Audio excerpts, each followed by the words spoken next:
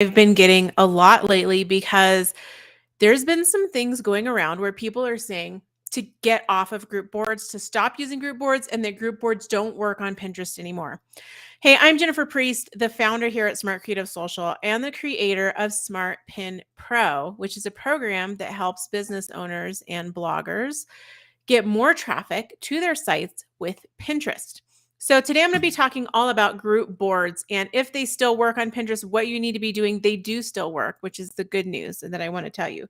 But let's talk about what's going on with group boards that's leading people to start thinking about or to keep thinking about, okay, I need to get off of group boards. I need to stop using group boards. So what's going on? Not everybody.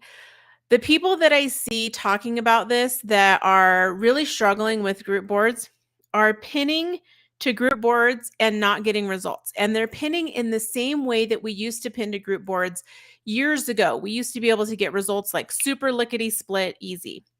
And the problem is that when we got results from group boards in the past, and now we're not getting results that are the same or at the same level, right? We're like, I know if I pin this to this group board, it's going to take impressions, all these great things are going to happen.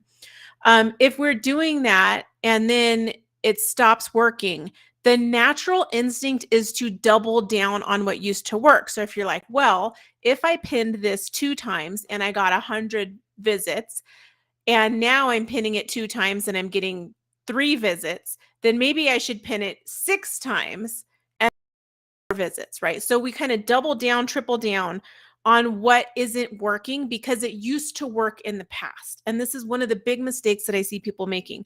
So they pin more, right, especially to group boards, and then they get more non-results or bad results or less traffic. And it's just super duper frustrating. So then the flip side of that, the what happens after people reach a certain level of frustration, right? You used to get results.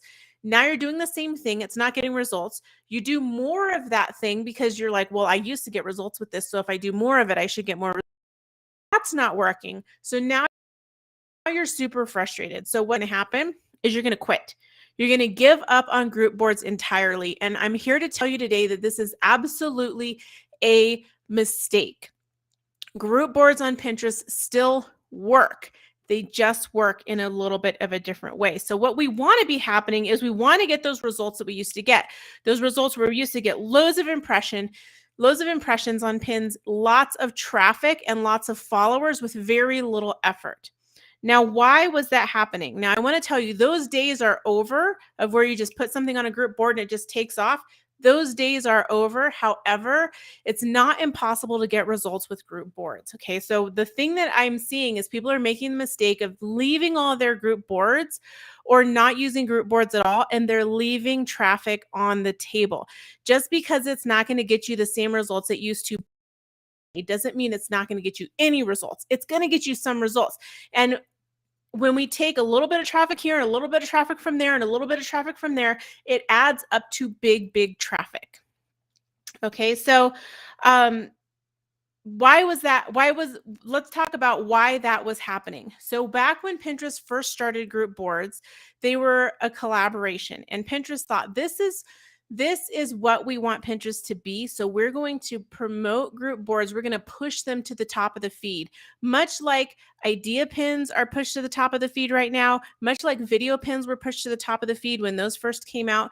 Back when group boards first came out, anything you pinned to a group board was pushed to the top of the feed because that was what Pinterest said. This is the experience we want on Pinterest. We want people to be collaborating.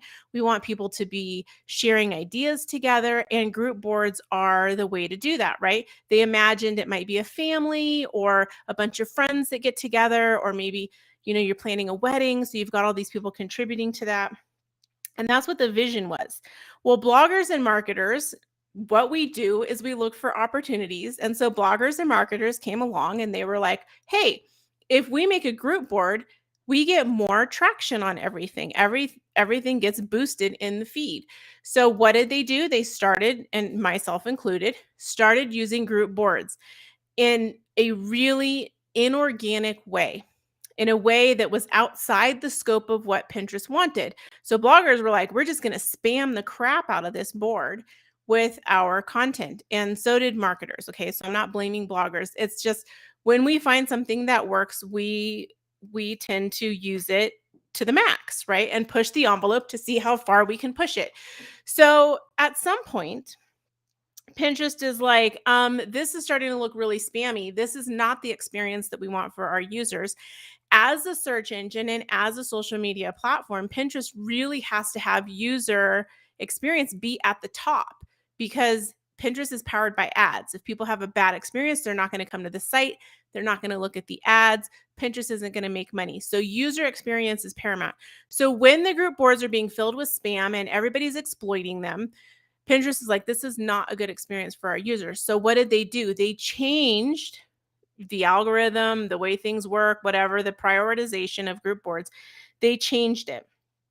And what happened is a lot of people said, oh my gosh, all of a sudden I'm pinning to group boards and they don't work anymore. Group boards don't work the same as they did when they were having artificially inflated or artificially like boosted in the feed. They don't work that way anymore, but they do still work.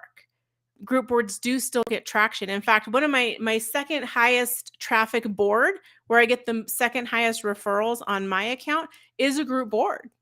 And it's a really healthy, robust group board. And I'm going to tell you how to identify that, okay? All right. So the problem is that with a lot of group boards, because they were super spammy, and because a lot of good publishers stopped using group boards because they weren't getting that super high boosted traffic from them, a lot of group boards have trash now. A lot of them are trashy. They've got a lot of spam. And so it's hard to differentiate between like which boards, is the board not performing well because it's poor content, it's full of spam, or is it not performing well because group boards are dead? So it's hard to discern that. And I'm going to tell you how to figure out the difference. Okay. So what should you be doing? Should you leave your group boards because they don't perform the way they used to? No, don't do that. Now, there are some group boards you're going to need to stop using. Okay. So stay with group boards and use them, and they'll work really well.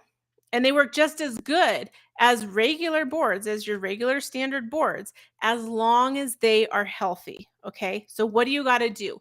You have to do a board audit. And I'm going to be announcing we're going to do a Pinterest account audit challenge coming up, or a workshop coming up here pretty soon. It's not ready yet, but the thing that you're going to need to do is an audit. And this is something that a lot of people think that they're doing and that they aren't. We do Pinterest account audits inside my program, Smart Pin Pro, all the time. And people will say, oh, I've audited my board. And then I go in and I look, or we'll have it like on a Q&A call, and I'll go in and we'll look, and we'll see that the board doesn't have any of the things that it should have had if it was audited. So it's very easy for us to think like, yep, I've got this buttoned up. I've done it, especially, we're busy. I get it. So don't overlook the audit. Like, group boards really need to be audited. Okay. So we have a super detailed audit inside my program, Smart Pin Pro. And if you're in there, go use the audit, right? We have the ultimate account audit in there. Plus we have an audit vault with tons of examples of audits where you can see how I've audited other people's accounts, including audits this year. Every year I go through and we do a series of member audits so that you can see what it looks like right now, because like Pinterest just changed how profiles look. So as of the recording of this video, so we want to make sure that things are up to date. Now, if you're not inside of Smart Pin Pro, get into it by going to my masterclass. You can start with my free masterclass over at smartpin.pro/free. And the link is down in the description. Okay, so I want to share 3 things. I'm not going to give you the whole audit right here because there's just not enough time, right? I have an entire course inside of the Smart Pin Pro program that's just about Pinterest account audits. Ooh, I'm going to sneeze. I'm going to try not to sneeze, you guys. I'm so sorry. So I have a whole course in there. Like, we can't just do it on a free, quick video like this to give you a whole audit. But I can give you 3 things that you can do right now with your group boards to find out if they are healthy or not, and figure out which ones you should leave. So first thing that you need to do is to leave trashy boards, okay? Leave trashy group boards. And these are going to be ones that one of the things that I like to look at is the number of contributors on the board. If the board has hundreds of contributors, like I've seen boards with like hundreds and hundreds and hundreds of people contributing to it, where they're just blasting the board with all kinds of spammy stuff. Nobody's making is okay on there. Um, those are boards that I would leave as a group board, right? If it's just chaos because there's way too many people on the board contributing to manage it because it's huge, those are ones that I would consider leaving. The other thing I would look at on those boards is if they're vague, like catch-all type boards that have irrelevant content on them. So if it's like a board like best of bloggers, right? Or most awesome ideas, where it's not specific about anything. And then on the board is all kinds of like crazy stuff that's all mixed up. I would not be on a board like that. Okay. So that's one that I would look at to get off of. So leave trashy boards. And those are some of the things that would indicate a trashy or spammy group board to leave. There are other indicators that I share inside of SmartPin Pro, but those are two things that are very easy for you to spot that you can go and look right now at your group boards and figure out. The next thing I would do is pin to quality group boards that give Pinterest relevant information about the pin. Okay, so pin to quality group boards, and the boards have to give Pinterest relevant information about the pin. So if I have a pin about a pasta recipe, I could pin it to bloggers' best recipes, but that doesn't give Pinterest a lot about the pin. But if I pinned it to best pasta recipes on the internet, and mine's a pasta recipe, that gives Pinterest more information about the pin than just a general recipe board, a general recipe group board. Okay. So make sure that it's really specific, that you've gone through and you made sure it's not a trash group board. That's the first thing. The second thing is that you're going to make sure that you're pinning it to a relevant group board. Okay. That's giving Pinterest more information about the pin than just pinning it to some random general board at all. And then the third thing that I'm going to say that you should do with group boards is consider starting your own, right?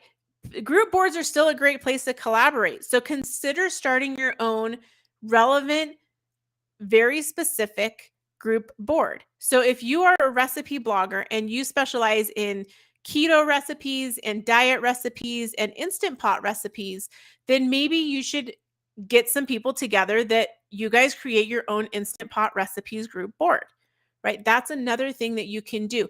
Instead of waiting for other people to create group boards that may be trash or may have a history of being trash, you can then create your own and use it as a way for you all to boost your traffic. Okay. So I hope that that was helpful for you. I'd love to know what your experience is with group boards. What is your opinion about group boards? What has happened with your group boards as you've been pinning on Pinterest? And, are you going to keep using them? Or are you not going to keep using them? Which of these tips did you find most helpful? All of those good things I'd love to know. And if you haven't yet, make sure you go take my free masterclass at smartpin.pro/free, where I talk all about what mistakes people are making on Pinterest, what to be doing instead. I give you my entire free framework, plus I give you information about my program, SmartPin Pro, where we have on the inside that ultimate account audit, plus our audit vault with member Pinterest account audits in there, where you can go through and see me like take apart people's Pinterest accounts and give you ideas on what you need to be doing to make your Pinterest account optimized, well-oiled machine that can send you lots and lots of traffic. All right. Thanks so much for watching, and I will see you back here again soon.